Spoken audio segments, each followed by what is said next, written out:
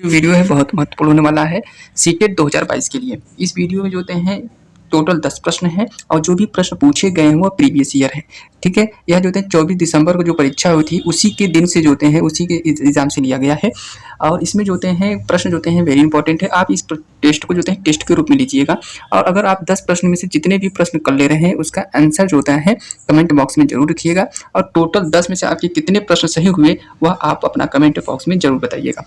Last में एक आपसे प्रश्न भी पूछेंगे जो यह वीडियो के लास्ट में होगा, उसका आंसर भी आपको कमेंट बॉक्स में बताना है। ठीक है, तो चलिए बिना देर के वीडियो को शुरू करते हैं। हमारा प्रश्न हमारा है कि किसकी रचना के बारे में स्वतंत्र, ध्यान दीजिएगा, स्वतंत्र राय बनाने का आत्मविश्वास विकसित करने के लिए, ठीक है, विकसित करने के लिए निम्नलिखित में से कौन सा विकल्प आवश्यक होता है, आवश्यक है, कौन सा विकल्प आवश्यक है। तो ध्यान दीजिएगा, अगर हम किसी चीज़ की रचना कर रहे हैं, ठीक है, तो अगर रचना हम कर रहे हैं तो उसकी दो चीज़ होती है। ध्यान दीजिएगा, उसको सबसे पहले हमको भाषा का नॉलेज होना चाहिए, हम किस भाषा में कर रहे हैं और उसके विषय में, जैसे जो भाषा है इसके विषय में, और दूसरी हमको बात होनी चाहिए कि जो जिसकी रचना कर रहे हैं उसकी जो साहित्य का बोध भी हमको होना चाहिए। तो इसका सही जवाब हमको किस में दिख रहा है, ऑप्शन जो होते हैं डी में दिख रहा है। ठीक है, तो क्या हो जाएगा, भाषा बोध और साहित्य का बोध, ऑप्शन जो होता है डी हो जाएगा। ठीक है, आगे बढ़ते हैं। आगे हमारा प्रश्न है, थोड़ा प्रश्न को हम थोड़ा छोटा कर देते हैं। ठीक है, प्रश्न हमारा क्या है कि पाठ्यचर्या सहभागी क्रियाएं। ठीक है, पाठ्यचर्या क्या होता है, ये चीज ध्यान दीजिएगा। पाठ्यचर्या मतलब वह चीज होता है जो पाठ्य पढ़ाने के साथ साथ जो क्रियाएं की जाती हैं, जैसे गीत हो गए, संवाद हो गया, अंताक्षरी हो गया, भाषा हो गया, वाद विवाद आदि में डैश डैश डैश दिया है, में सहायक है। तो ध्यान दीजिएगा यह किसमें सहायक होते हैं, उससे ध्यान दीजिएगा। आपको मालूम होना चाहिए कि आपका ऑप्शन दिया है, ऑप्शन ए क्या दिया है, भाषा और साहित्य को समझ में। ठीक है, ऑप्शन बी क्या दिया है, अधिक अंक प्राप्त करने के लिए, ये तुम्हारा नहीं होगा। ठीक है, समय और श्रम की बचत करने में, ये भी हमारा नहीं होगा। किसी शिक्षक के काम के बोझ को कम करने के लिए, ये भी हमको नहीं होगा। तो ऑप्शन क्या हो जाएगा, भाषा की जो होती है, भाषा हो गया, और जो होता है साहित्य के विषय में हमको ज्ञान प्राप्त करने के लिए, समझ विकसित करने के लिए यह जो क्रियाकलाप कराए जाते हैं कॉलेज में, ठीक है, स्कूलों में। आगे बात करते हैं। आगे हमारा प्रश्न है कि गद्य शिक्षण, ठीक है, गद्य शिक्षण उद्देश्यों को कौन सा पक्ष, ध्यान दीजिएगा, कौन सा पक्ष शामिल नहीं है। तो ध्यान दीजिएगा कौन सा पक्ष शामिल नहीं है, तो यह आपको मालूम होना चाहिए। इसका देखिए उद्देश्य होता है कि जो हम गद्य पढ़ाए जाने का उद्देश्य हमारा क्या होता है कि जो इसको शब्द माने जो भंडारण क्षमता होती है उसके, माने जो बच्चा है उसके अंदर भंडारण क्षमता माने शब्दकोश की वृद्धि हो। ठीक है, तो इसका, ठीक है, और उसको पूछा क्या है, नहीं है, ध्यान दीजिएगा। लेकिन इसमें पूछा क्या है, हमसे पूछा क्या है, शामिल नहीं है। तो ऑप्शन क्या दिया है, ऑप्शन दिया है हमारा कि शब्द भंडारण का विकास हो, ऑप्शन सही है। हम आपको बताएं कि इसका जो गद्य शिक्षण का उद्देश्य होता है कि इसका विकास हो। दूसरा क्या है, कल्पनाशीलता का विकास हो, ये भी हमारा सही है। लेकिन सृजनात्मकता का विकास हो, माने जो बालक है नया नया चीज सोचे, ऐसे शब्द के लिए जो होते हैं माने गद्य शिक्षण का उद्देश्य है। लेकिन भाषा के लिए लिखित रूप से परिचित हो, लेकिन ये हमारा उद्देश्य नहीं है। ठीक है, उसका ये उद्देश्य नहीं है कि बालक जो होते हैं लिखित रूप से परिचित हो, लिखित के लिए हमके वर्णमाला है। ठीक है, इसका सही जवाब क्या हो जाएगा, ऑप्शन डी हो जाएगा, क्योंकि ये आंसर नहीं होगा। ये सब दोनों हमारा सही है। अगर आपसे ये भी प्रश्न पूछ सकता है कि गद्य शिक्षण के उद्देश्य क्या है, तो तीनों उद्देश्य आप बता सकते हैं, कोई भी ऑप्शन दे सकता है। ठीक है, आगे बढ़ते हैं। आगे क्या है, ध्यान दीजिएगा, नाटक शिक्षण की उपयुक्त विधियां हैं। तो ध्यान दीजिएगा, जो नाटक होता है, ठीक है, नाटक जो हमारा होता है उसकी उपयुक्त विधियां कौन सी होती हैं। तो ध्यान दीजिएगा, यह जो होते हैं कक्षा प्रणाली के साथ जो हैं जो विषय वस्तु होती है उसी के अनुसार होता है। तो इसमें क्या है, रंगमंच प्रणाली होती है, ये नहीं होगा। ठीक है, तो ध्यान दीजिएगा, कक्षा विनिमय प्रणाली, मतलब कक्षा की जो विनिमय प्रणाली है उसी के आधार पर होगा। ठीक है, ऑप्शन जो होता है बी हमारा हो जाएगा। ये भी प्रश्न हमारा पूछा गया है 24 जो होते हैं दिसंबर को। आगे बढ़ते हैं।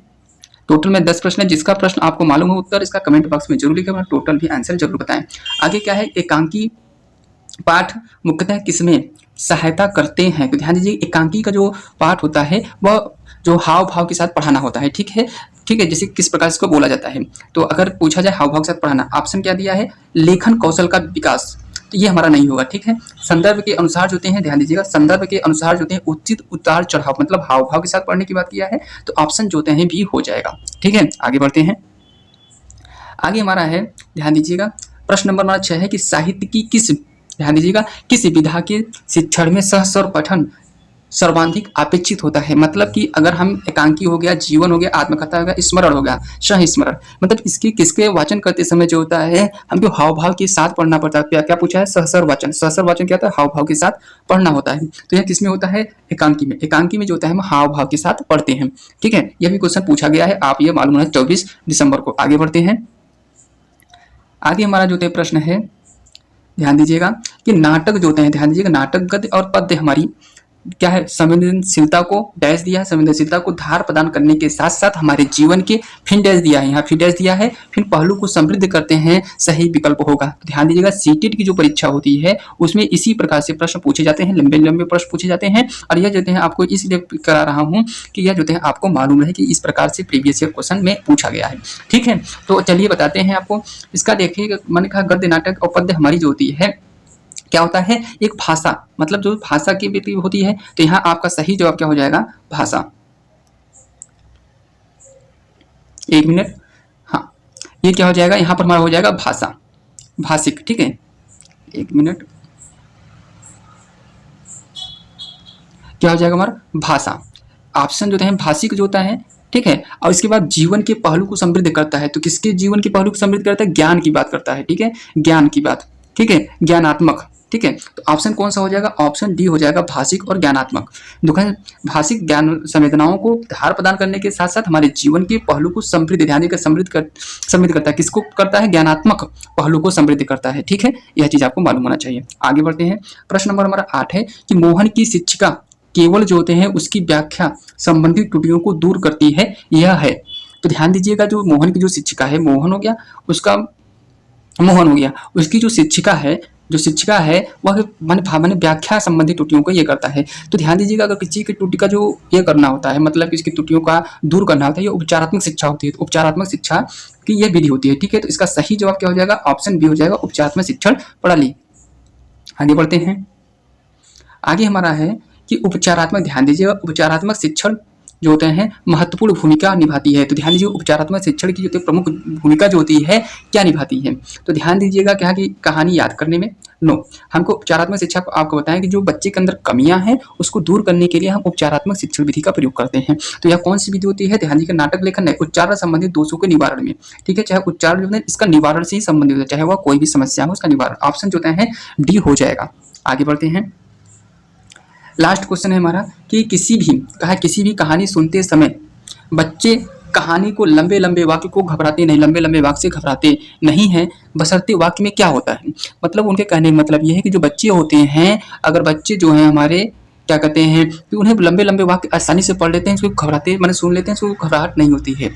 ठीक है, इसका बात क्या पड़ती है कि ये जो कहानी होती है ना, मज़ेदार होती है। क्या होती है? मज़ेदार होती है। ठीक है, इसीलिए वो आसानी से जो होते हैं अच्छे से समझ जाते हैं। तो इस प्रकार देखते हैं इसका सही जवाब क्या होगा? सीधे व सरल होते हैं, ऐसी बात नहीं है कि सार्थक होते हैं और मजेदार होते हैं। इसका सही जवाब क्या हो जाएगा? ऑप्शन जो होते हैं बी हो जाएगा। आगे बढ़ते हैं। ठीक है, निम्नलिखित, और ये ध्यान दीजिएगा, निम्नलिखित में से ये प्रश्न का जो जवाब है आपको कमेंट 10 आपका प्रश्न हो गया। इसके बाद ये जो 11वां प्रश्न है उसका आंसर जो है आपको कमेंट बॉक्स में लिखना है। निम्नलिखित में से कौन सा भाषा की कक्षा में कहानी सुनाने का एक मुख्य मूल उद्देश्य है? ठीक है, कौन सा मूल उद्देश्य है कहानी सुनाने का? ठीक है, इसका आपको ऑप्शन दे देते हैं। बच्चे का मनोरंजन करना है, ठीक है, बच्चों की काल्पनिक कल्पना शक्ति का विकास करना है, बच्चों में जो है किसी वाक्य को सुनकर उसे दोहराने की क्षमता का विकास करना है। ऑप्शन जो डी है, बच्चों को अनुशासन में रखना है। ठीक है, इसका आपका जो जवाब होगा कमेंट बॉक्स में जरूर लिखिएगा। तो आज के लिए इतना ही, अब देखेंगे हम नेक्स्ट वीडियो में। और ये हमारा सेट नंबर 2 है। ठीक है, सेट नंबर 2 है, तो अब नेक्स्ट सेट नंबर में मिलेंगे, सेट नंबर 3 में आपसे इस मिलेंगे। ठीक है, तो आज के लिए इतना ही, धन्यवाद।